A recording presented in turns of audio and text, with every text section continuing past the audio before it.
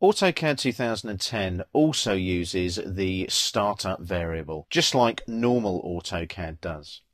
So what we can do here is look at how the startup variable works and what settings we need to use to implement the startup dialog box. The startup variable by default is always set to 0 in AutoCAD. So when I go to open up a new drawing, I get a list of templates that I can use. Now those templates don't actually tell me what they are. Now I can tell you what they are. ACAD ISO is an International Standards Organization metric template, for example. ACAD there is the Imperial template. The other ones here you can see there's a Japanese International Standards, JIS. BSI is British Standards Institute, for example.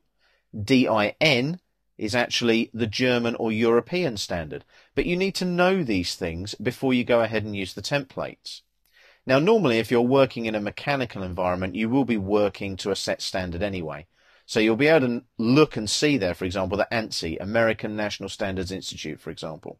So you've got a good idea of what they are, but wouldn't it be nicer if you had a little dialog box that allowed you just to quickly open, for example, a metric or an imperial template? Let's have a look at that. If I cancel this dialog box, and then in the screen area here just type startup like so, and press enter, that allows me to put a new value in for the startup variable. There's the default setting of 0, where the startup dialog box is off. If I put 1 in there and press enter, that then switches on the startup dialog box. So now what I can do is click here on new, and now I get the startup dialog box. I can start from scratch using either an imperial or a metric drawing, or I can go to my templates and there's my list of templates again. So I can go back to any of those at any time as if I was in that other dialog box.